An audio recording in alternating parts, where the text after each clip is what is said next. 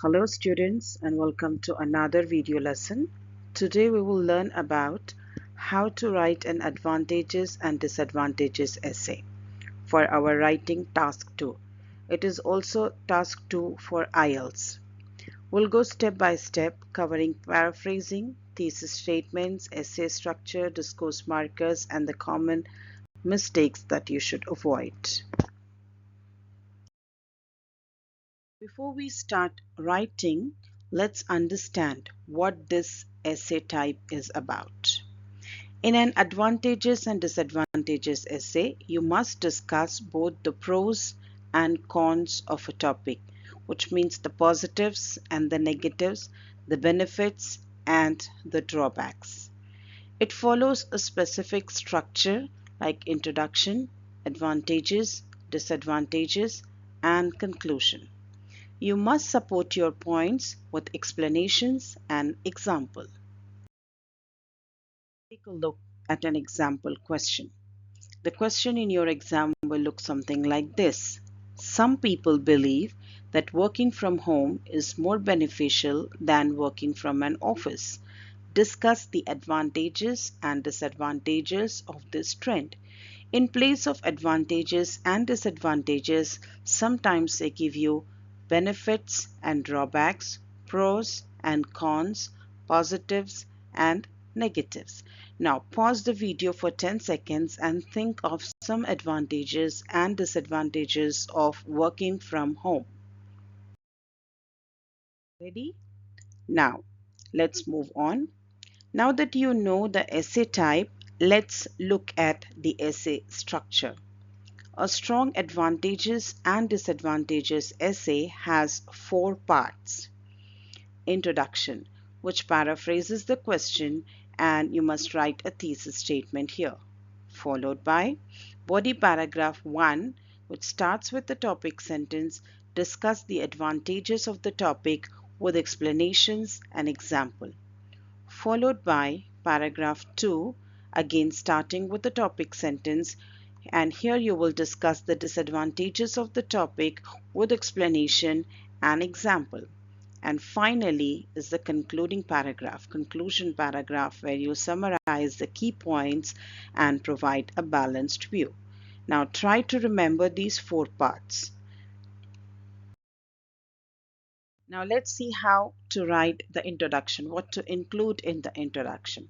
You must first paraphrase the question followed by a thesis statement. Let's move on to paraphrasing the question.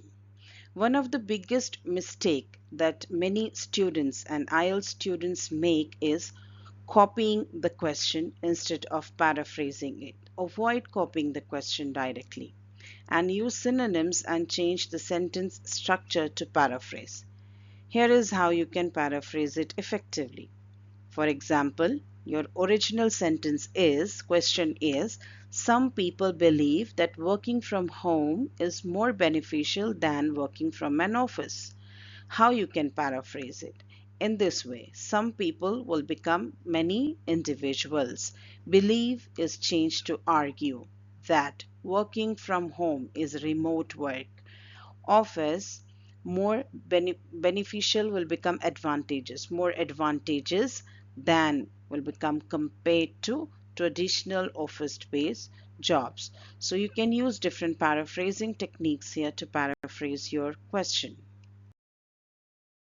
Try to paraphrase this question.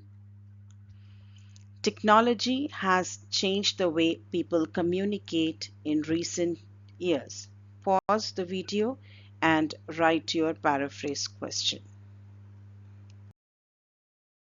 Part of the introduction is thesis statement.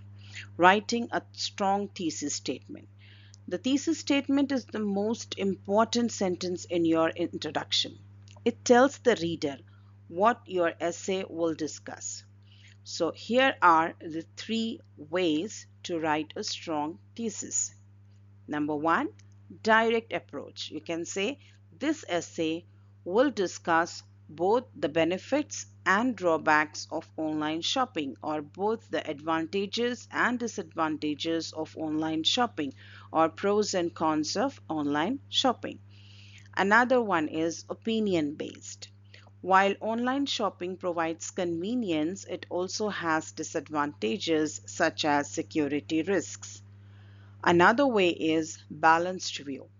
Although online shopping is convenient, it presents some challenges that must be considered. You may use any of the approaches given here to write your thesis statement. Now, here is a task for you. Choose one of the methods discussed and write a thesis statement for this. Social media has changed the way people interact.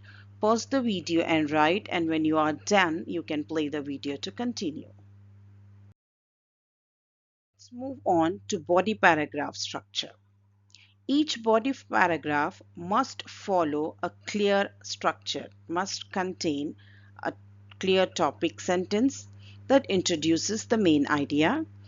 There should be an explanation where you must mention why this is an advantage and disadvantage, and an example, a real world or a hypothetical situation. Let's take a look at how to write the advantages paragraph. The paragraph must begin with a topic sentence, followed by an advantage with explanation. And if you have an example for that advantage, do mention. Then write another advantage above the topic, explain it, and give example. So overall, you must write at least two advantages or two disadvantages with explanation, and one of example should be included in order to meet the word limit of 250 words. So here is an example paragraph. You can see one major benefit of working from home is, this is your topic sentence. And what is the advantage here? Flexibility. And how it is explained? Employees can set their own schedules, allowing them to achieve a better work-life balance. This is the explanation. And you have an example also. For instance, a freelancer working from home can choose to work during their most productive hours, ensuring better efficiency. So you must follow this structure to write your advantages paragraph. A quick task for you.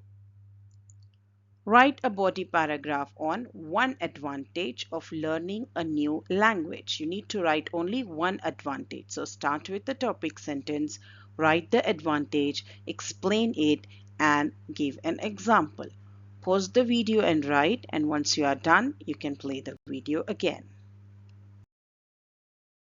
Paragraph after the advantages will be disadvantages. Let's see how to write the disadvantages paragraph. You will follow the same structure. Start with the topic sentence, write the first disadvantage with explanation, and if you have an example for that, give it. Then move on to write the second disadvantage, explain the disadvantage, and write the example. So here also you must include at least two disadvantages, both with explanation and at least one example to meet the word limit. So here is the example. One major drawback of working from home is, this is your topic sentence. Lack of social interaction is your disadvantage, and employees often work in isolation, negatively impacting their communication and teamwork skills. This is the explanation for your disadvantage. Now you're giving example. For instance, without face-to-face interactions with colleagues and supervisors, remote workers may struggle with collaboration and professional networking. So the structure for both the paragraphs are almost the same, starting with the topic sentence, mentioning two advantages and two advantages, both with explanation and at least one example for the advantages and disadvantages mentioned in the paragraph. Here is again a task for you. Write a body paragraph on one disadvantage of learning a new language. So write the topic sentence, write the disadvantage, explain the disadvantage and give example. Pause and write, and once you are done, play the video to continue. Let's move on now to common discourse markers.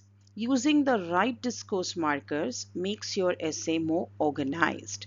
So when you are introducing advantages, these are the discourse markers you can use. One key advantage is, like there it was flexibility. So you can write one key advantage is flexibility. A significant benefit of working from home is flexibility. One major positive aspect is flexibility. So any of these words you can use when you are introducing advantages. For introducing disadvantages, these are the discourse markers that can be used. On the other hand, one disadvantage is, or on the other hand, a lack of interaction is a disadvantage or is a challenge. A major drawback is lack of social interactions. However, one downside is lack of social interaction. So for introducing the advantages and disadvantages in the topic sentence, you may make use of these words, these discourse markers, to make your writing more organized. Here are some more discourse markers that you will use when you are adding another advantage. For the first one, you write it with the topic sentence, but when you are introducing another advantage or another disadvantage, you can say in addition, moreover, or another advantage is. If you are giving example, instead of using for example in all the paragraphs, alternatively use for example, for instance, and such as.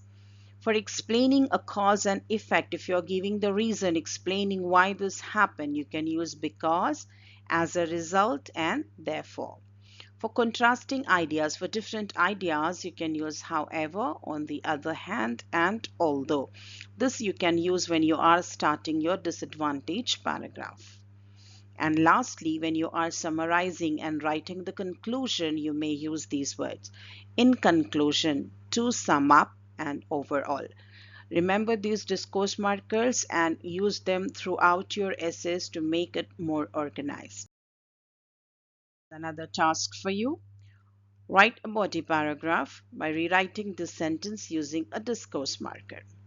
Learning a second language improves career opportunities. So use one of the discourse markers. See if it is an advantage. Use the words discourse markers for advantages. If you think it is a new idea, use the discourse markers for that and rewrite it. Pause and write. And once you are done, you can play the video to continue. Come to an end of our essay, which is writing the conclusion. The conclusion should summarize the main points without introducing new ideas. In this paragraph, you must not write any new advantage or disadvantage. Just summarize the ones which you have already included. The conclusion can also be written in three ways. The first one, summary approach. You can simply write in conclusion, while online learning offers flexibility, it also lacks face-to-face interaction. Balanced view. Although remote work has advantages, it is important to acknowledge its drawbacks. And the last one is opinion-based strategy, where you will write overall, the benefits of technology outweigh its disadvantages in modern communication. Here are the different ways of writing a conclusion. You can use any one of the given ways to write the conclusion for your essay. There is a task for you. Write a conclusion for this topic. The rise of electric cars has both benefits and challenges. Pause and write the conclusion using any of one of the strategies shared before. And once you are done, you can play the video to continue. Here is a sample conclusion for our topic, which was working from home. So in conclusion, While working from home offers flexibility, it also presents challenges such as lack of interaction. If you have included two advantages and two disadvantages, you must write your flexibility and the other one. And in disadvantages also, if you have included two, then it is lack of social interaction and the other one. I have followed a balanced approach to write the conclusion here.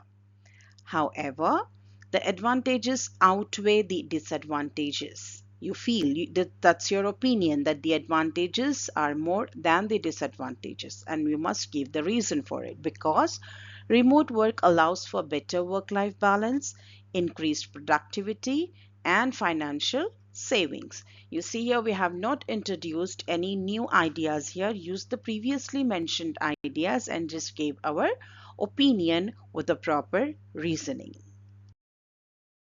Finally, let's take a look at some common mistakes. Many students make these mistakes, so let's see how to correct them. Many of the students write only about advantages or only about disadvantages, which is a mistake. It's wrong. And how to fix it? You must always include both sides in a balanced way. You must write the advantages in one paragraph and the disadvantages in another. Another mistake is not paraphrasing the question properly. You must paraphrase the questions properly. Do not copy the question as it is. And use synonyms and rephrase the sentence structure. I have already shared a video on paraphrasing techniques. If you need help, you can go and check that video and use those techniques when you are writing your essays. Another mistake is using informal language. Some students use the informal tone or language which we use in speaking here also. So keep it academic with formal vocabulary. And now it's your turn. Write a 250-word essay on using mobile phones in class, the advantages and disadvantages. Thank you so much. Till we meet again the next time with another useful video to help you write better.